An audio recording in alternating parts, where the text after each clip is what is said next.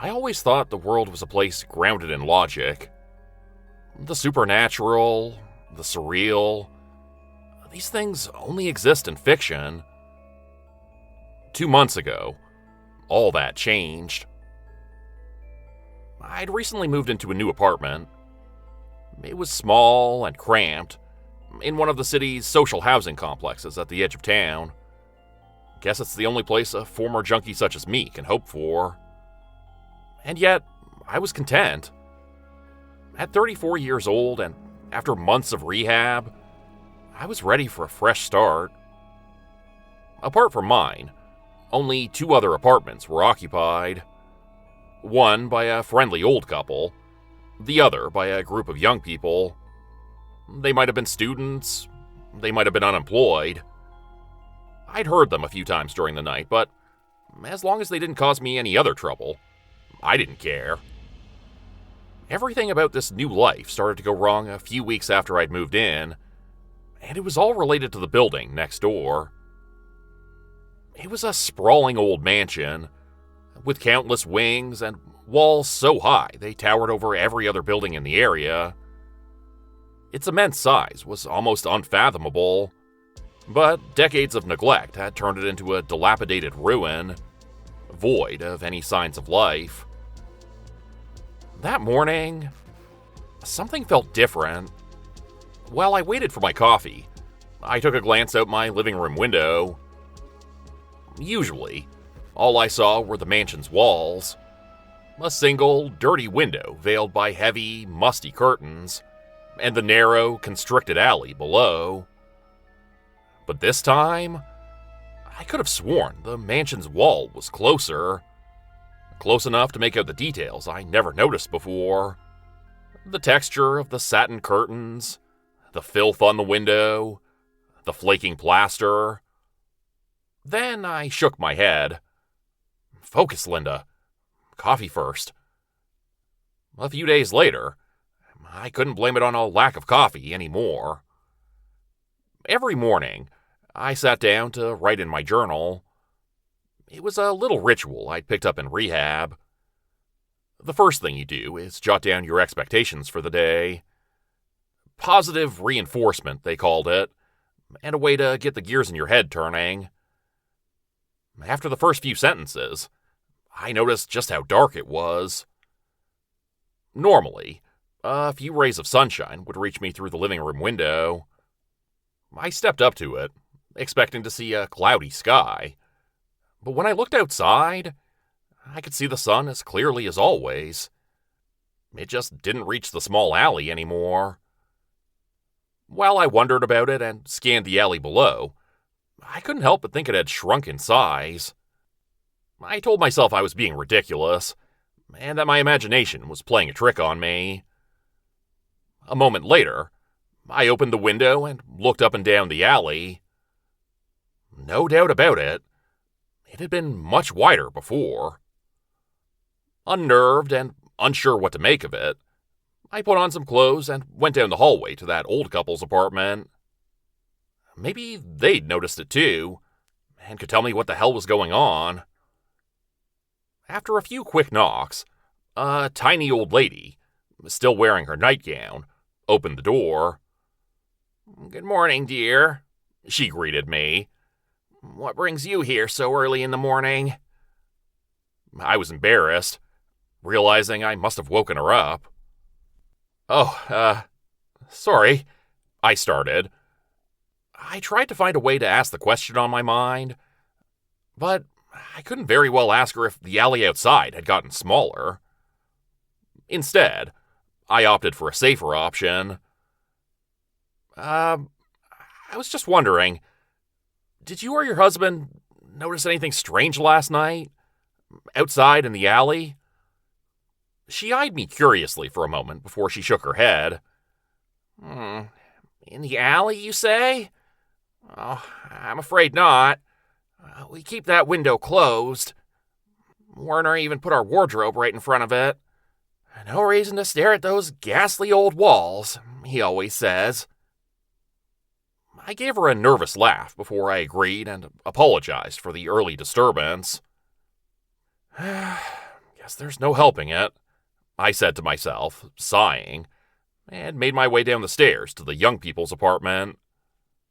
I knocked on the door once, then twice more, before a tired-looking redhead with thick glasses opened the door. "Morning," she mumbled, annoyed, staring at me with half-open, puffy eyes. "Sorry to bother you. I was wondering if you know anything about the mansion next door?" "Why don't you ask the people living over there?" Her tone of voice had changed noticeably. The first thing that came to my mind was, what a freaking bitch. But I bit my tongue not to say it out loud. "Well, I think something strange is going on, and..." Right at that moment, she slammed the door in my face. "Bitch," I cursed. I raised my hand and was about to pound against the door, but then I stopped. "Calm down, Linda. You don't want to be known as the crazy chick again." A moment later, I was back in my apartment. What if it was all in my head? God knows my brain could be hazy. I mean, how the hell was an alley supposed to shrink? While I got ready for work, I did my best to ignore the living room window. As I went on my way, I wondered if the sunlight had ever truly shone into my living room window. And yet, when I walked past the alley, I couldn't help but take another look. My doubts were back instantly. It really had been wider before, hadn't it? I snapped a picture before I continued on my way. Just to be sure it doesn't shrink again, I told myself, but couldn't help but shake my head. Jesus, Linda, what's the matter with you? Instead of pondering on it, I kept the blinds closed, and had soon forgotten about the entire thing. 2 weeks later, the redhead from below me, and one of the guys living with her, appeared at my door. For a moment, she looked away, not able to face me. "Hey there," she eventually said, with an awkward smile on her face. Well, look who can be friendly if she wants to, I thought. "Hello?"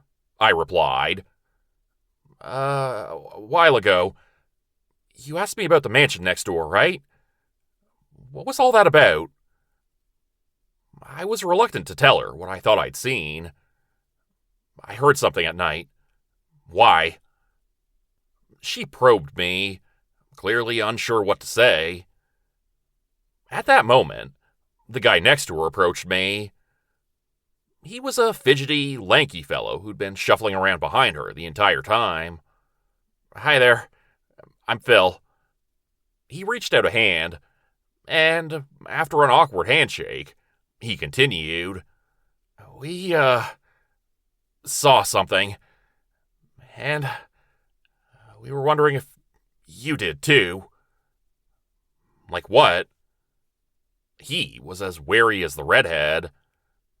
"Well, our friend heard noises out there too, but he also said the alley had gotten smaller." I couldn't say anything. I expected them to start laughing, and to reveal it was all an elaborate joke. The laughter never came. Were they actually serious?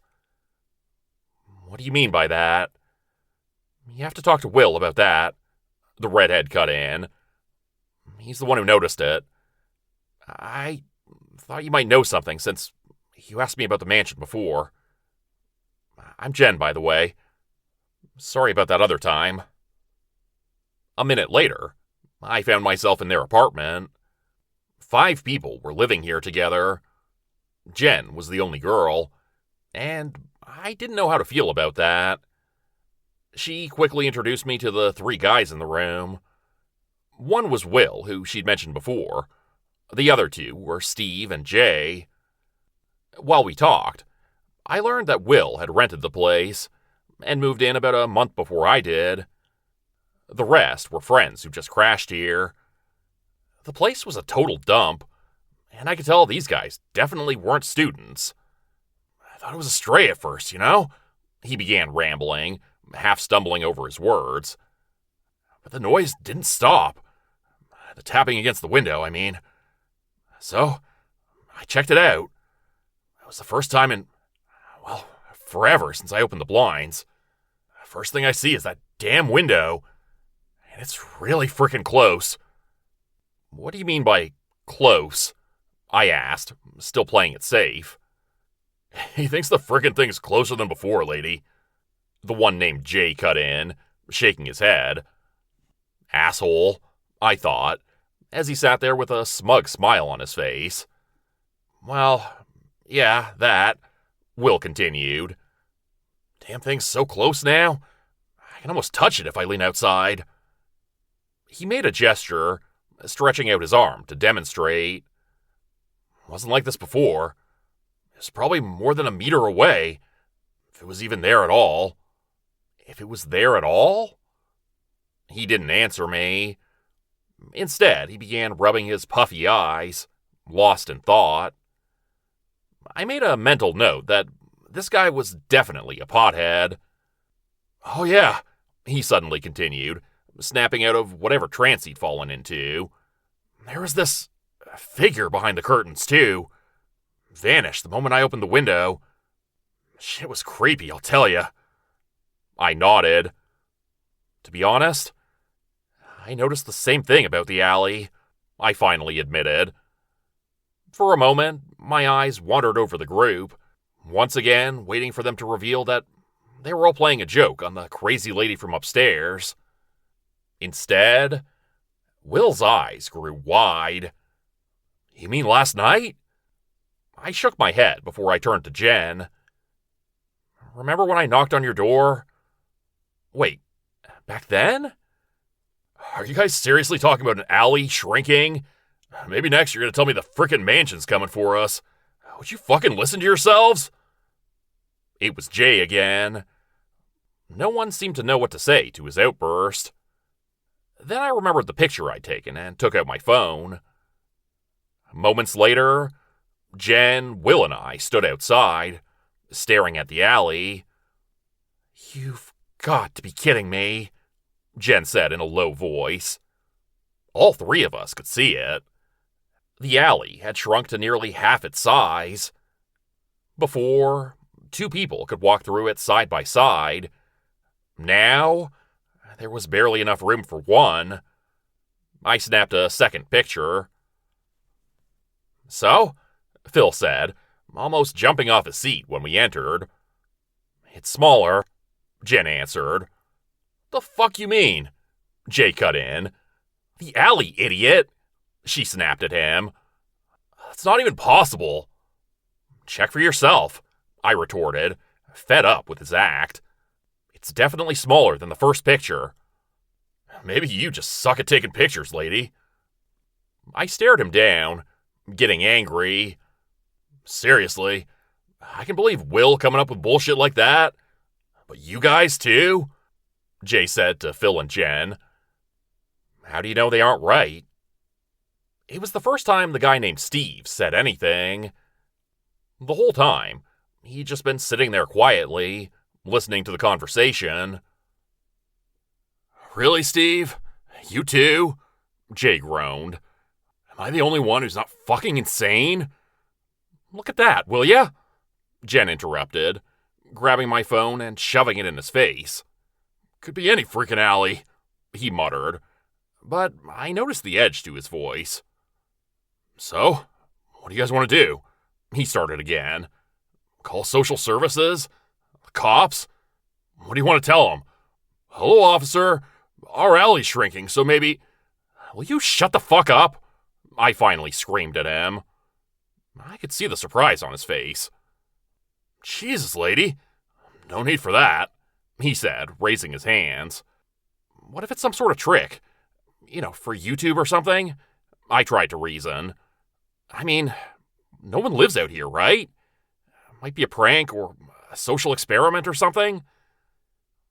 The others weren't convinced by my idea. Hell, even I wasn't. But it was better than a mansion moving or an alley shrinking. No, that's gotta be it. Nothing weird going on here. I sat with them for a while longer, before I eventually said my goodbyes and returned to my apartment. That evening, I did my best to distract myself with a pleasant dinner and a movie on Netflix before I went to bed. Around midnight, I was awoken by strange sounds. It sounded like something grinding against stone, accompanied by loud breathing. I shrieked and jumped for the nightlight, thinking someone else was in my room. My eyes darted around in a panic, but I found no hint of an intruder. Then, after a few seconds had passed, I realized the sounds were coming from outside. An icy shiver went down my spine as I stared at the blinds. With my heart pounding in my chest, I approached them. I hesitated, but then, with a single, swift motion, I tore them open and peeked outside. What I was greeted with was absolutely nothing. The sounds were gone too. I opened the window and checked the alley below. I looked for animals, for people, even for some hidden mechanism. Nothing. The alley was entirely empty, and everything was quiet. Eventually, after minutes had passed, I closed the window again. My hands wandered to the blinds, about to pull them shut, when the curtains behind the mansion's filthy window rustled slightly. In an instant, I retreated to the other end of the living room. For the next hour, I tried to get back to sleep, but couldn't. I was too agitated. The thought of someone or something waiting behind that window was just too creepy. What if they were just waiting for me to fall asleep to come for me? As much as I told myself I was being stupid, I couldn't shake the thought. In the end, I gave up on sleep, prepared myself some coffee, and stayed awake until it was time to go to work. On my way into work, I took another brief glimpse at the alley. Now, not just the alley seemed to have changed, but the mansion itself as well. The wall looked different, almost as if it was leaning over towards our building. All the bricks seemed to bend, the outlines warped as if they were alive, trying to make contact. That wall, it hadn't been like this before. Definitely not. And yet, what could I do? Was there anything anyone could do about something like this? No. Just ignore it, Linda. Don't look at it. I closed my eyes, shook my head, and hurried on. Work went terribly that day. I couldn't focus at all. I was sleep deprived, and my thoughts constantly returned to the mansion and the events of last night. Multiple times, people yelled at me to get a move on and to stop daydreaming. Eventually, my supervisor came over and demanded to know what was going on. I told him I was suffering from sleep deprivation because of night terrors. Well, if the job's too hard on you, why don't you take a few days off, get some rest? He suggested in a sarcastic tone.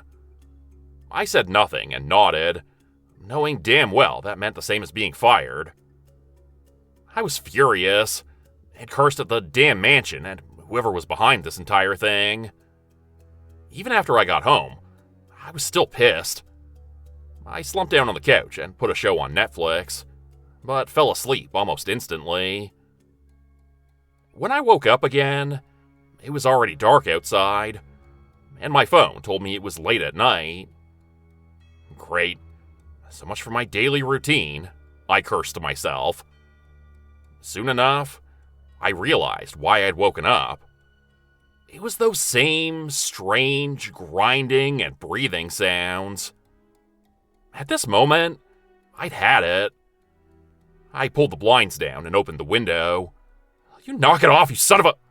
I started. But what I saw wasn't a person. While the breathing and grinding noises continued, I saw something moving on the wall itself. It had to be some sort of mechanism to move it closer. Yet, with my dim night lamp, I wasn't able to see anything. I reached for my phone, opened the flashlight app, and pointed it at the wall. My eyes grew wide. The entire wall was covered in bumps. Pulsating bumps. Even the bricks below were moving in and out rhythmically. A heartbeat. Breathing. I stood there in horror and confusion, not able to do anything but stare at the surreal spectacle in front of me. Then, one bump grew bigger and bigger before it burst open. The plaster crumbled from the wall, and a syrupy, yellowish liquid leaked from it. Instantly, the air was heavy with a smell so putrid it made me gag. The worst, however, was the place where the bump had been. Instead of bricks, I saw a twitching, fleshy mass. It was covered in holes. No, pores, from which that disgusting ichor pumped outward. When the trance I'd been under finally broke, I stumbled back, not even able to scream. In an instant, I was covered in sweat. My heart was pounding in my chest, and for a moment, my legs almost gave way. Then I dashed to the bathroom and vomited. For long seconds, I just stood there over the toilet bowl, panting. God, I could still smell it, even here. Then I turned toward the bathroom door. I told myself to go, to reach out for it and open it, but I just couldn't. What the hell had I just seen? I tried to reason with myself. None of it was real. It had to be a nightmare, a hallucination, conjured from constantly thinking about the damn mansion. My mind must have made it all up for some fucked up reason. And yet, the trick didn't work. Not this time. Not after what I'd just seen. When I stepped up to the door, it wasn't to open it, but to lock it. I don't know when sleep arrived. I must have sat in the bathtub for hours, trembling. Even when the sound stopped, when the only thing I heard was my racing heartbeat, I still couldn't calm down. I jerked awake because of a hard knock. For a short, terrified second, I thought it was coming from the bathroom door. That someone or something had entered my apartment and was coming for me. Then, with each new knock, I realized it was distant, muffled. The front door. For a moment, I hesitated. Then I got up and carefully unlocked the bathroom door. I peeked outside and let my eyes wander over the small apartment. Nothing was there. Finally, I hurried toward the front door. There, I found Jen waiting for me.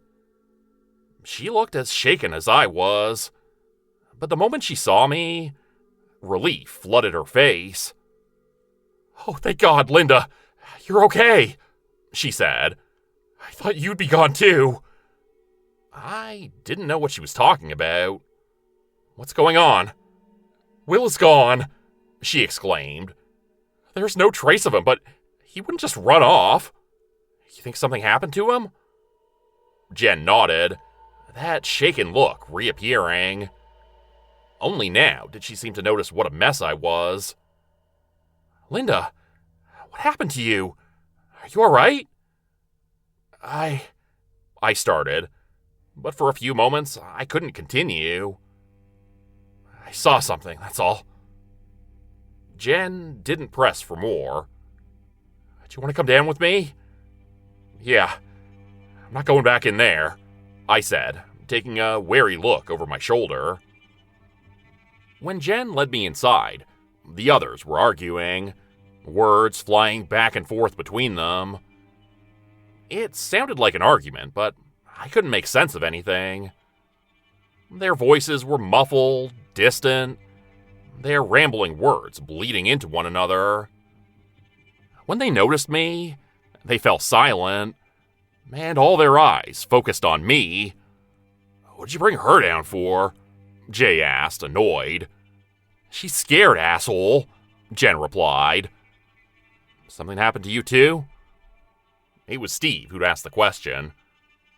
I nodded weakly, only now realizing how exhausted I was. "Well, you gonna spit it out later or what?" "Jay, just shut up, okay?" Jen snapped at him. She turned back to me and motioned for me to have a seat on the couch. Then she vanished and brought me a cup of watered-down coffee. After a few sips, I told the rest about what I'd seen last night. "All right, just what the hell's going on here?" Steve cursed after a while. "Is that shit still there?" Jay asked. "I only saw it in the middle of the night," I admitted. Right away, Steve got up. "Let's check it out," he said, and made his way to Will's room. I quickly followed him. "Careful," I urged him. When we were both in the room, I could see that the window was still wide open. Will's bed was in chaos. The rest of the room, however, was untouched. Steve stepped up to the window and leaned outside to check the mansion's walls. A moment later, he turned back to me. "Nothing." Somehow, I already knew there'd be no hint of those bumps. When we returned to the living room, the rest had already gone back to arguing about Will's disappearance. "Why are you all so sure he didn't just run off? Maybe he freaked out about what's going on here." It was Phil who answered. He shuffled around awkwardly. "It's not so easy. He needs his..." He paused for a moment, trying to find the right words. "Medication, you know? His voice trailed off, leaving the sentence unfinished. "Right. Medication," I thought, and smiled knowingly. Meanwhile, Jen frowned, clearly irritated at this all-too-obvious attempt at covering things up. Everyone else stayed quiet, trying their best not to meet my eyes. "Someone pried his window open," Jen added.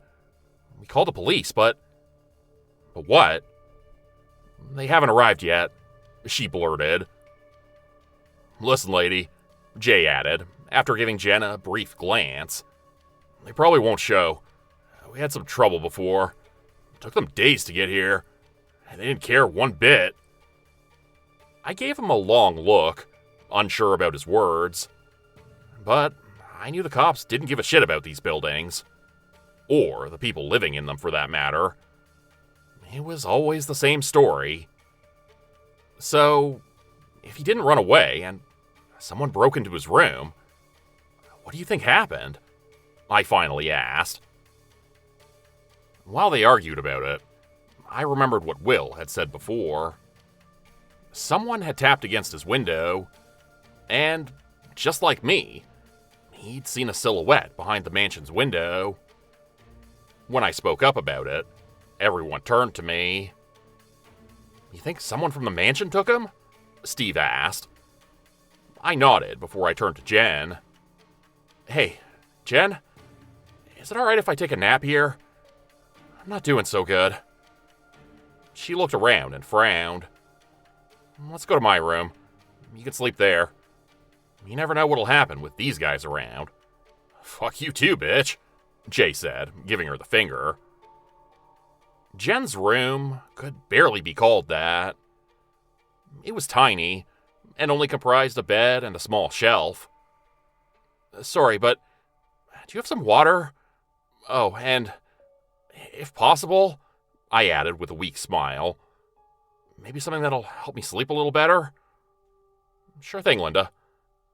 She left, and after a minute, returned with a glass of water. After the first sip, I gulped it down greedily. I was surprised by how thirsty I was. But a few moments later, I'd already drifted off to sleep.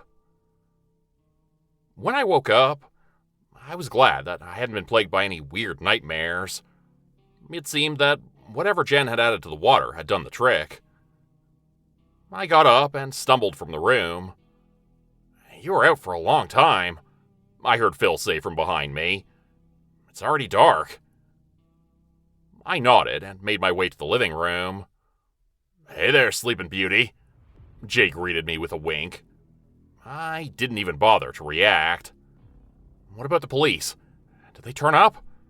"Nope," Steve answered. "Any news about Will?" A second nope. Steve told me they'd gone over to the old mansion. They rang the bell for a while, pounded against the door, and called out to whoever was living there, but got no reaction. When I asked him if he thought the place was abandoned, he could only shrug. They thought so at first, but felt watched the entire time. Yet, they saw nothing. No one watching them, and no movement from behind the windows. As I listened, I fumbled for my phone, but realized it wasn't there. Shit, I cursed. He was still at my place. For a moment, I considered giving up on it, but then I told myself I was being ridiculous. My apartment was on the second floor, so what was the worst that could happen? Not like a wall could come for me. I'd just rush in, grab the damn thing, and be gone a moment later. "Linda, where are you going?" Jen asked when I made my way towards the door. "Gotta get my phone. I'll be right back." In front of the door, I told myself to calm down. Then I took a deep breath and opened it. I pushed my head inside, hit the light switch, and waited. All was quiet. In an instant, I dashed into the living room. For a while, my eyes darted around before I found the phone lying below the window. The moment I kneeled down to get it, the same terrifying sound started again. "Oh God, please no." I told myself to just get the damn phone and run. Yet, when I got up, my eyes wandered to the wall, driven by a strange sense of curiosity. When I stared at it, I saw the same pulsating bumps all over it. Fear washed over me, and a voice in my mind screamed at me to run. Yet I couldn't. I just couldn't move as I stared at the absurdity in front of me. My heart was beating fast in my chest, but I just stood there, frozen, mesmerized. The sounds were so much louder now. The grinding, the breathing, now almost like a dry wheezing, as if a giant organism was exerting itself, doing something. I took a single step back when another bump burst open. Instantly, the same pungent smell reached me, and I saw the same disgusting yellowish liquid. But that wasn't all. With wide eyes and uncomprehending, I watched as the flesh below began to wriggle and push itself outward. It stretched further and further into the direction of my building, like a tentacle. A moment later, I heard a wet splash as the flesh made contact. I stumbled back, tripping over my own feet, and crashed to the floor, only to see that the window on the mansion's wall was wide open. My eyes were met by those of a figure hiding behind the curtains. When they parted, I could vaguely make out an older woman. I opened my mouth to say something, but then she leaned forward, and I could see her horrible, inhuman face. Behind greasy strands of overlong hair lay a bulging, leathery forehead. Her eyes were tiny, almost invisible behind her puffy, almost swollen skin. Where her nose should have been, I saw only a jagged, bone-like protrusion. When she saw me, her lipless mouth changed to a smile that grew wider and wider, almost dividing her face in two. "Why don't you come over here and join me, little girl?" she asked, cackling. Everything about her voice was wrong. It was deep, guttural, and distorted, like a faulty, barely intelligible recording. Then she opened her mouth, and I watched as her jaw unhinged like that of a snake, revealing rows upon rows of rotten, misshapen teeth. I was still frozen, stunned by the ghastly, surreal creature opposite me. This couldn't be real. None of this was real. Something like this thing, it shouldn't exist. As if in a dream, I watched as two bony hands reached out from my windowsill, and the creature began pulling itself over. I scrambled back, not able to tear my eyes away from the horror I was witnessing. Her body was not that of a human being. It was nothing but a bloated mass of flesh, disgustingly worm-like. When the thing's body made it past the windowsill, the trance I was under finally broke. I pushed myself up, rushed from the living room, but a moment later, one of the creature's hands closed around my ankle.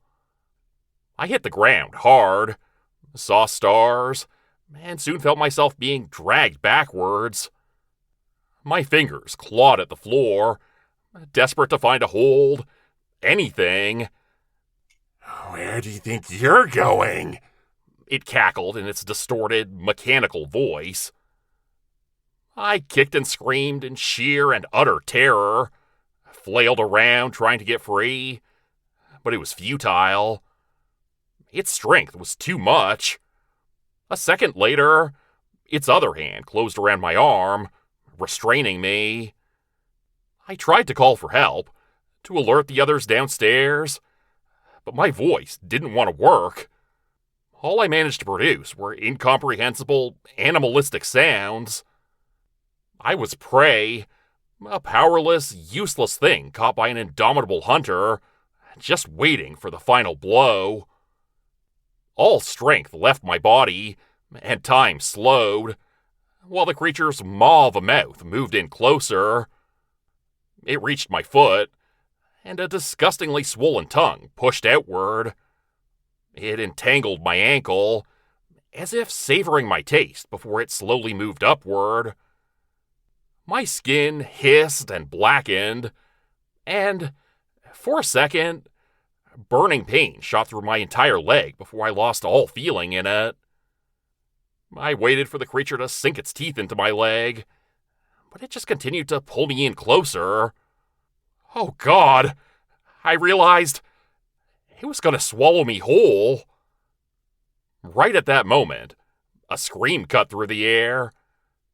When I looked towards the door, I saw Jen standing there.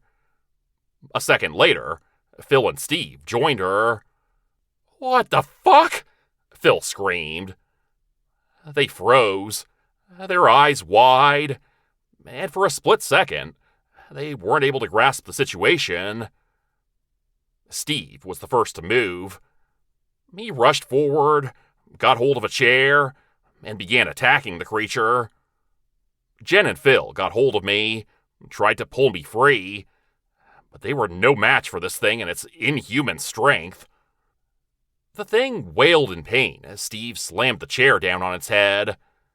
Wood splintered against skin again and again. Dark blood oozed from the wound, but the creature barely flinched.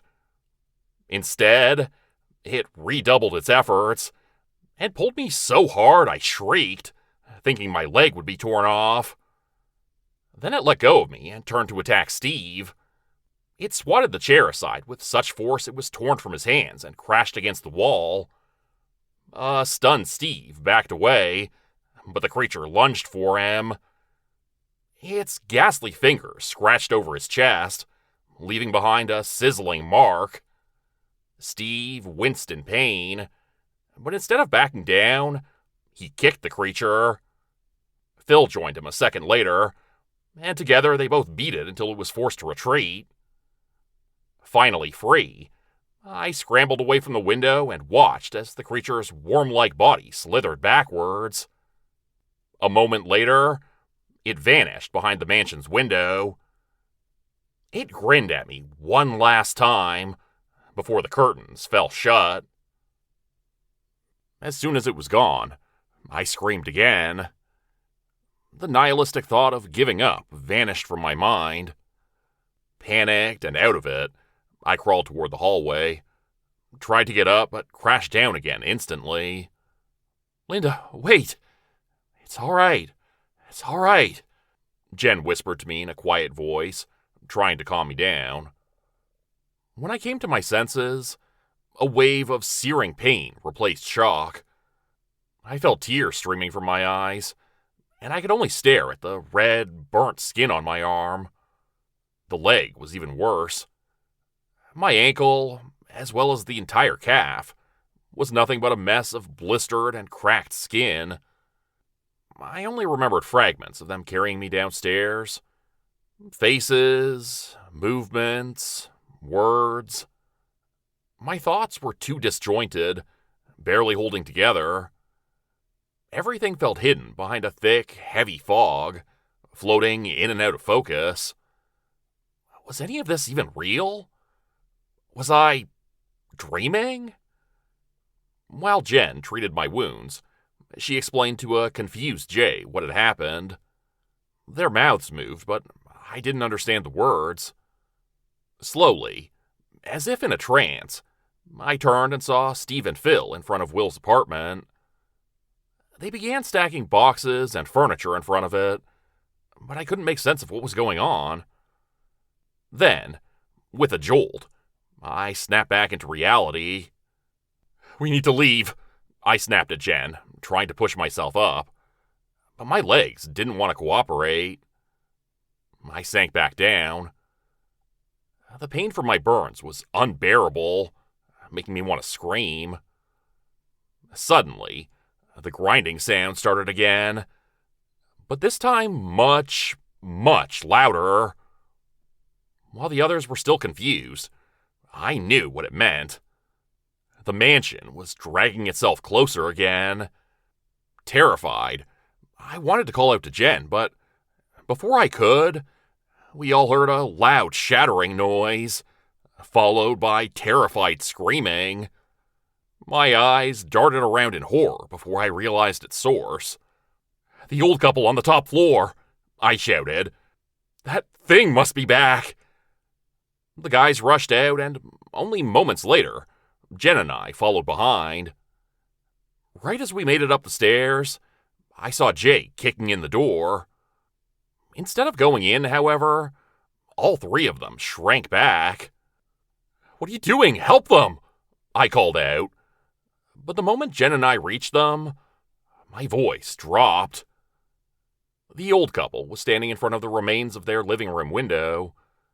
The twisting, wriggling mass of flesh must have destroyed it and pushed itself inside. It was spreading over the walls, while pumping copious amounts of the disgusting, putrid liquid from its pores. It had already leaked over the entire living room. The two of them were screaming, trying to get away. But in shock, I saw their feet were stuck to the floor, seemed to have melted into it. When their pleading eyes met mine and their arms reached out for me, I stumbled back. No, I couldn't do anything. Then the old woman toppled over. Sizzling, burning sounds reached my ear, and when she lifted her head again, it was covered in blisters. The skin burning, bursting open. Jay seemed to want to rush forward to help, but right at that moment, another gush of yellowish ooze squirted from the fleshy mass, drenching both of them. Their screams turned into a high-pitched wailing, Something so terrible it shouldn't come from a human being. The liquid, sick and yellow, soaked through their clothes and into their bodies, melting them from the inside out. Limbs sagged, flesh turned soft and mushy, melting from their bones and mixing with the puddle at their feet. When that nauseating smell of searing tissue reached us, Phil stumbled back and vomited. Finally, Jay slammed the door shut. For a moment, we all just stood there, traumatized and in utter disbelief at what we just witnessed. Then a loud, crashing thump brought us back to reality. "What now?" Jen shrieked. "Help me, quick!" I yelled at her. "Linda, what are you doing?" I didn't answer, and instead pulled her toward my apartment. The moment we reached the front door, we both stopped. "How in the—" Jen started, not able to finish the sentence. My living room window was gone, sealed off by the mansion's walls. No hint of the mansion's window remained. "What the fuck's going on?" Phil yelled from down the hallway. Steve and Jay barged in after us, but immediately took off downstairs without saying a word. When Jen and I made it back to their apartment, we saw them tearing down the makeshift barrier in front of Will's room. A second later, Jay ripped open the door, but I already knew what he'd find. A window blocked off by a solid wall. No one even bothered to mention that here, too, the mansion's window was gone. "What the hell?" I heard Jay curse. Steve walked up to the wall, sealing the window, and after hesitating for a moment, he reached out for it with his hand. "Feels warm," he said, his face pale and uncomprehending. I stared at the wall, watching as a bump formed under the plaster, rapidly growing bigger. "Get away from there," I called out. But it was already too late. The bump burst open. The first thing I heard wasn't the tearing of plaster, neither was it the squirting of the liquid, but the sound of burning flesh. Then all sounds were drowned out by Steve's screams. The corrosive sludge ate into his hand, arm, and shoulder. I watched, screaming and horrified, as bits and pieces of his arm fell to the ground and melted away. Then his shoulder vanished, as if his body was collapsing into itself. His blood-curdling screams died even before his ravaged body hit the floor. That was it for me.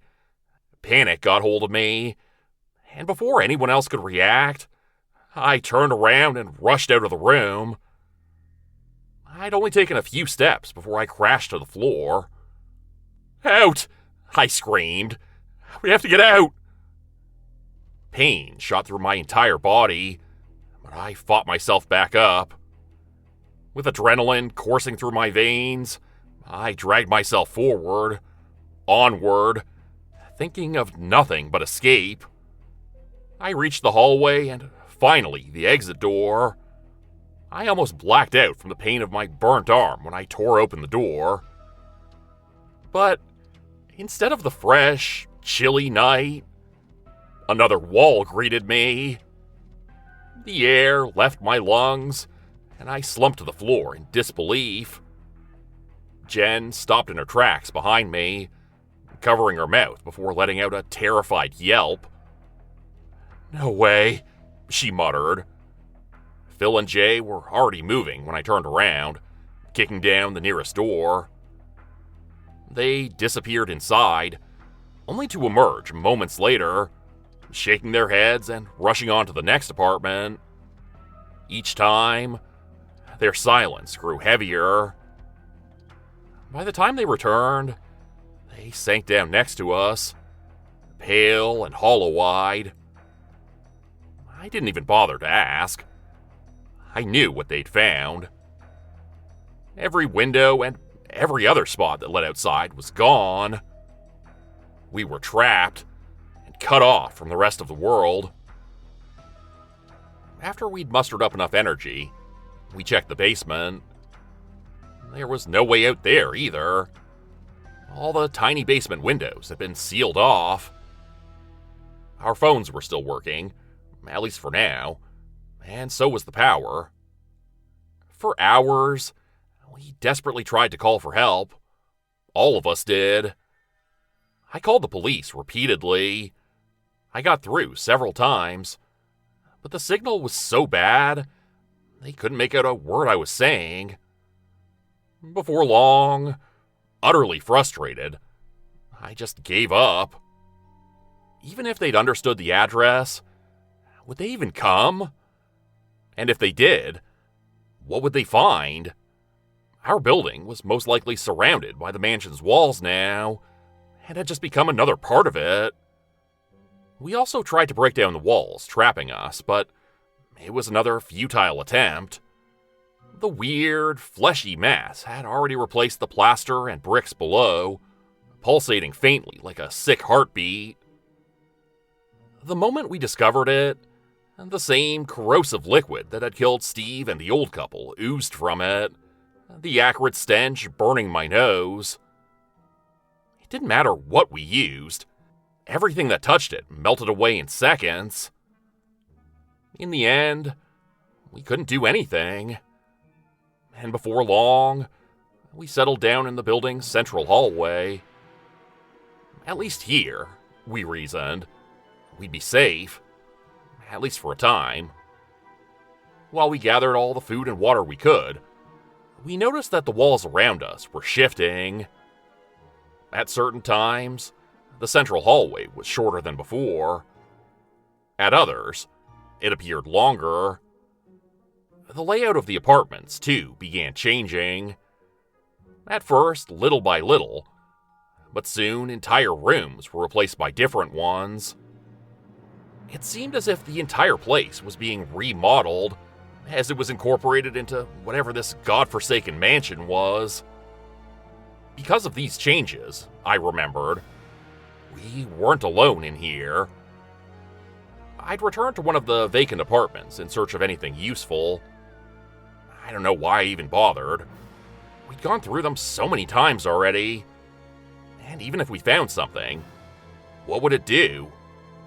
Wasn't it all just a waste of time? Suddenly, a wall in front of me began moving.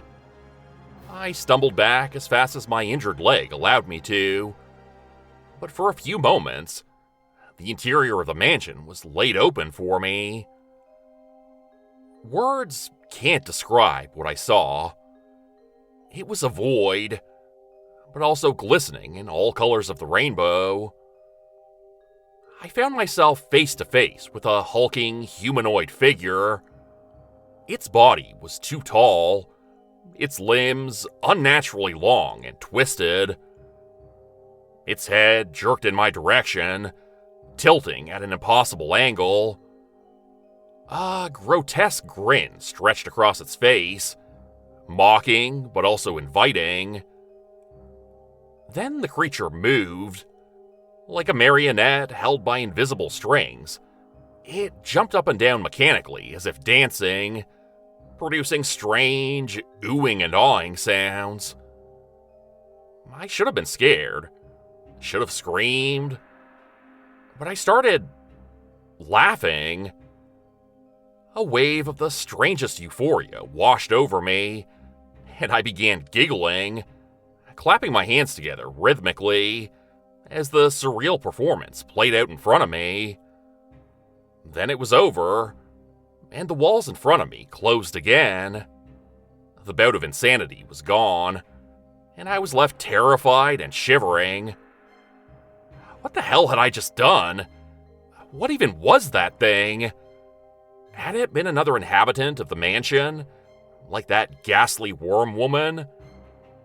If so, where did they come from?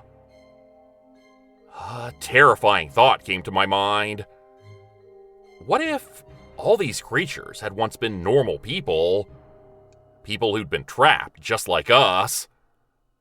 No, don't think about it, Linda. Don't you dare. As I retreated from the apartment, I heard noises all around me. Noises that seemed to follow me. At first, only giggling, but soon it turned into a distant, gurgling laughter.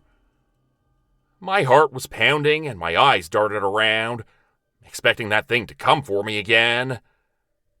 But the moment I made it to the central hallway, its sounds ebbed away. Yet, they weren't gone completely. Occasionally, I still heard it from different parts of the building and from the walls around us. That creature was still there, hidden behind the walls or inside the crawl spaces, exploring this ever-changing mansion.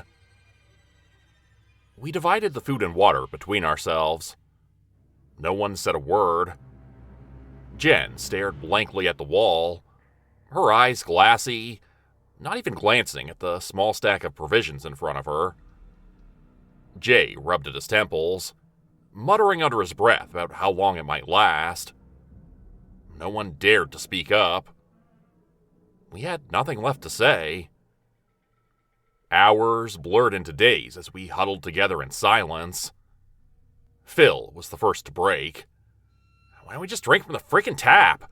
he suddenly yelled at us, staring at the small cup of water he was holding. No one replied. There was no need to. After Phil emptied his cup, he continued, "I mean, the power's still working, right? So, why not the pipes?" He looked at each one of us, trying to find either reassurance or someone to stop him. He got neither. None of us said a word. Jen didn't even look up. "Come on, you guys must be thirsty too. We might be able to drink it, so why not give it a try? You know, see if it's all right?" "Go ahead then," Jay said, shrugging. Phil just stood there, unmoving. Then he turned to me with a pleading expression on his face. I could see how anxious he was. His body was trembling, his eyes were wide, and his lips were quivering. I wanted to stop him. I wanted to tell him that the water wouldn't be fine. He was so goddamn afraid, mirroring my own terror. And after a few moments, I just couldn't take it anymore. I turned away and stayed quiet. "Go do it," I spat, my voice colder than I meant it to be. I just wanted this interaction to be over with. I heard him cursing to himself about doing nothing, not even trying, as he walked away. Soon after, I heard the sounds of running water. "It's fine," he called out to us. "Nothing's happening. My hand isn't burning at all. I'm sure I can drink it. Right, guys?" His voice was high-pitched and cracking. Once again, no one said a word. Then I heard him gulping down water. What surprised me the most wasn't that he actually drank it, but how clearly I could hear it. Only a few moments later, he returned to us. "See? I told you guys it'd be fine. I knew we could drink it," he said snootily. "You guys are such idiots, saving and rationing those few bottles of water as if they're oh so important. Why not just... Will you shut up already?" Jen yelled, without even turning to face him. Phil opened his mouth to snap back at her, but then he just mumbled a whatever and sat back down. Not even 10 minutes later, he started panting and shifting around on the floor. "Will you stop already?" Jen screamed at him again. When I looked over, I saw his face was glowing red and covered in sweat. "Hey, what's the matter?" Phil focused on me with teary eyes. He opened his mouth as if to say something, before he began coughing and spitting up copious amounts of bloody phlegm. When he saw it, His eyes grew wide, and he reached out for me, getting hold of my arm. I tried to tear myself free, to escape, when his body tensed up. The grip around my arm became tighter and tighter before his nails began to dig painfully into my skin. I cursed in pain, but when he started twisting and flailing, I could finally tear myself free. Suddenly, he started clutching at his body and pulling up his shirt. My eyes grew wide when I saw the plethora of deep, bloody holes covering his abdomen. Instantly, I was assaulted by the nauseating smell of charred skin and flesh. I watched in horror as he dug into himself, tearing at his mushy flesh and burnt intestines, as if he could fix what could never be fixed. His screams continued on for another minute before silence returned. No one said a word about what happened. Jen had already turned away. Ever since we'd been trapped, she'd become nothing but an apathetic wreck. Jay looked on for a while longer, his eyes lingering on the body of his dead friend. A mixture of fear, regret, and frustration distorted his face. When tears came to his eyes and he noticed me staring at him, he too turned away. Ever since we moved into the hallway, I've been journaling. I wrote down everything that happened. My thoughts, my worries, the many regrets about my life. I thought back to how I'd done it in the morning. Get the gears turning, Linda. Positive reinforcement. A voice in my head taunted me. What a goddamn farce it all was. I would have laughed if I still had the energy for it. This thing here, this mansion, it's not a building. I don't know what it is. I don't know where it came from. But I know it shouldn't exist. The noises around us have started again. The giggling, the shifting of the walls, the grinding outside. The mansion was closing in on yet another building, driven by its will to extend itself. I knew what it meant. By now, not a single trace of our small building was left. And soon enough, the same would be true for us. When I last woke up, a wooden door had appeared at the end of the hallway.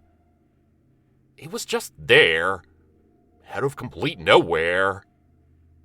It's nothing but a normal wooden door, slightly aged, the paint flaking, the knob old and rusty. Jay has been staring at it for hours. Jen just ignored it, like everything else. She's alive, but she doesn't talk or move anymore. All she does is take the occasional sip of water or nibble on a piece of food. All I can do is write. Write and ignore that damn door. Jay is trying to do the same, but I know he's growing restless. Every once in a while, he gets up, takes a few steps forward, mumbling to himself, then sits back down. I know he's contemplating opening it. Jay is gone. He just couldn't take it anymore. When he finally stepped up to the door, I followed him as best as I could. "I'm going," he said when I reached him. "Just sitting here won't do anything. Maybe I can find a way out." "Yeah, maybe," I mumbled, not able to meet his eyes. "Right? The mansion has doors and windows," he rambled. "If I find a way out, then..." His voice trailed off. We both knew. We knew about the liquid, the shifting walls, and the monsters. "I'll bring help. I promise." With that, he put his hand on the doorknob. I nodded as he turned it.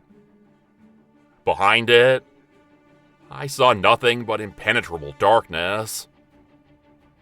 A second later, he stepped in. The darkness engulfed him instantly. I just stood there, listening to the ever-fainting echo of his footsteps. I waited for the screams, the giggling, the laughter, the mad, glowing lights I'd seen before. For anything. And yet, no matter how much I waited, nothing happened. Tears streamed down my face before I threw the door shut, cursing at this damn mansion for giving me hope. While I sat there, pen in hand, Jen suddenly started talking. She'd been watching me for a while now, but had never reacted to it, never said a word. "What are you even doing?" she asked, turning toward me. Her voice was hollow, emotionless, as if she couldn't fathom why I bothered. "Journaling. Keeps me sane." She laughed. I didn't know she had the energy left for that. "Why'd you even bother? We're gonna die anyway. Why not let go?" God, letting go is the best feeling in the world. I wish I had some right now, she rambled. "What do you... Wait, is that why the police didn't show up? Because they know you guys are just tripping out?" When she heard this, Jen burst out laughing before she dropped a frickin' bomb. "God, Linda, how can you be so stupid? You think we actually called them? You really did? What would we even say? 'Hey, officers, our friend vanished. Ignore the drugs and search for him, okay?'" While she kept on laughing, I just sat there, trying to take in what she just told me. With all the shit in Will's room, we'd be looking at serious time. Fuck, even the shit in the living room would be bad enough for that. But I guess prison would have been better than dying here, right, Linda? At least I'd still be alive. I was fuming, not able to bring out a single word. "Linda?" she asked again. When I said nothing, she turned around. "Well then, fuck you too," she mumbled. I kept quiet and wrote down everything that bitch told me. What she and her friends had done. If they'd actually called the police, I wouldn't be here. It's her fucking fault. Their fault. They've been lying to me this entire fucking time. If not for them, I wouldn't be trapped in this... The door is still there, even now, even hours after Jay went in. It's still tempting me. Occasionally, I can hear something scratch over its wooden surface. Maybe the creature is back. Maybe it's something even more terrifying. I can imagine it. Some horror sitting behind that door, just waiting until I get as desperate as Jay. That's why it's still there. To lure me in, to give me hope. Hope that doesn't exist. No, not for me. I won't fall for it. I don't know how much time has passed. Could be days. Could be weeks. Our food's gone, but we still got water. I've been checking the other apartments again, trying to find anything that could help. Or a way to escape. For an opening. The rest of the time, I'm just writing. Nothing but writing for hours. Writing down every little thought that comes to my mind. To stay sane. To keep me from breaking. The noises are back. Scratching, giggling, but also whispering. Taunts, suggestions. I shut them all out. I'm not listening. Jen is nothing but a husk now, more dead than alive. But I won't end up like her. I told myself not to listen, to not give in to the whispers, but I fail more and more. They tell me about my past, my failures, my mistakes, but also about opportunities, about ways to change. I scream at them to shut up, to leave me alone, and that they are wrong. But that's what they want. I know it. More than once, I wandered the building, lured by the ever-present whispers, following them around while I tell them they're wrong, explaining myself, trying to make sense of everything. I've ended up in distant hallways, in areas and rooms that didn't exist before, only to snap out of it and run back. And then I saw her, just lying there, not caring, not moving, not doing fucking anything. Say something, I laid into her. Do something. Yet all I get is the same stare. Hollow eyes, empty face, nothing. The lights are dimming now, occasionally giving out. It's all coming to an end. I'm gonna starve here, aren't I? In this hellhole of a place. I've been making up scenarios, ideas, plans. At first, I was scared, terrified. But not anymore. Not after all this time. It's her fault, isn't it? I went over it again and again.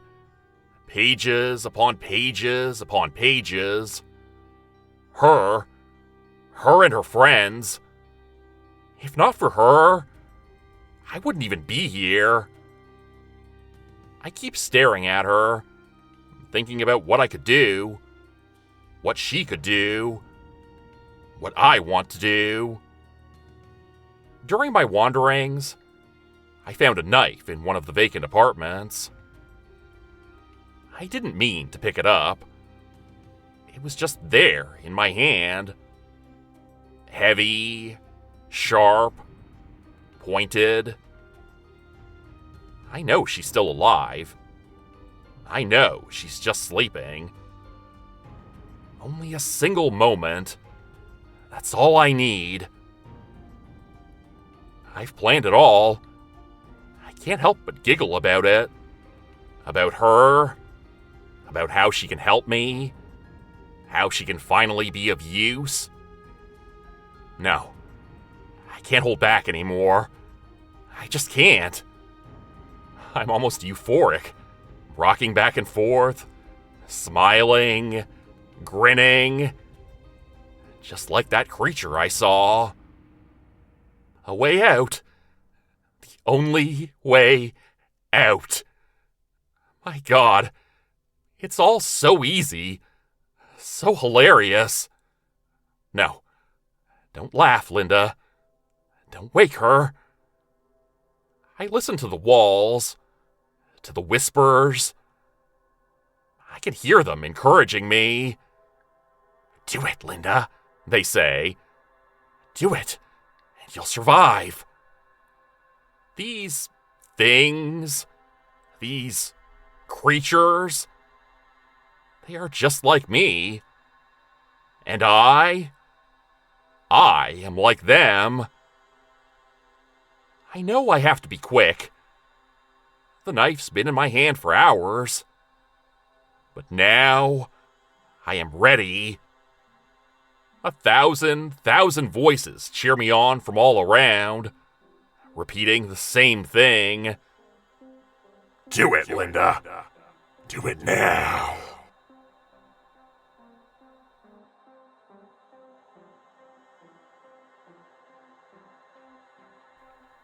Hey everybody, hope you enjoyed today's story. This one was written by the very talented Rene Rehn. They have a few different books you can check out on Amazon. Miller's Academy, The First Few Times Always Hurt. Fuck Monsters is another one, which I covered on the channel. It's the Monster Hunter series that I did, the full Monster Hunter series, which is up on this channel. It's my highest viewed video ever, so if you want to read the actual hard copy version of that, you can find that on Amazon as Fuck Monsters by Rene Rehn. Rene's a super talented author. I really enjoy doing his stories on the channel. He's got quite a few stories which have been on the channel which have done quite well, and which I personally really enjoyed reading. The Jensen Boarding House story, the Miller's Academy story, that Monster Hunter series I mentioned earlier, as well as a ton of other stories. If you enjoy this author's work, you can also check out, I have a playlist of all of his stories that have been done on the channel. If you go to the channel homepage and hit playlists, you'll find Rene Rehn there. You can check out all the stories that have been on the channel. This particular story I thought was really good. It's sort of in the backrooms kind of category of story. A little bit Lovecraftian, sort of mysterious, otherworldly, paranormal, multi-dimensional sort of story. I really enjoy stories like this. He did another one about a trade fair that had similar vibes as this one, as well as another one about a guy who buys a key off a flea market and ends up opening a door to another type of world. But yeah, Rene is a super talented author, so I highly encourage you to check him out. His website as well has all of his short stories on there, so I'll include a link to that in the description below as well. If you want to check out more of Rene's writing, highly encourage you to check out some more of his stuff. Very talented writer. I should have some more long stories coming on the channel. This one I was working on for a little while, about an hour and a quarter for this one. And yeah, I have a couple others that are in this sort of length range, about an hour long, and then another story that's about 2.5 hours long that's going to be coming on the channel soon. Very excited for that one. Once that one's finished being narrated, I'll give more information about that and when to expect a release date on that one. I wanted to give a special shout out to a few people who comment regularly down in the comments. CPC Crafting, thanks for commenting. Puppy Dan, thank you very much for commenting. Pistol RX, Laurel P, 9120, Shadow Thread Stories, J Harvo 1, Aaron McFarland, Evelyn Wade, Keith Blunt, who's been watching the channel since right near the very beginning, longtime supporter of the channel. Thanks for watching. Thanks for commenting. Jennifer Hughes, Richard Albright, Countess, Christina Groves, Kimberly Shepard, Harry Grimley, M. Taylor, 7171, Rock and Roll Gangster, 5554, DeBoss, 1324, Marcus Benwalter, SRWO Taku. Thanks so much for being a member of the Patreon and for subscribing, watching the videos, and leaving comments so regularly.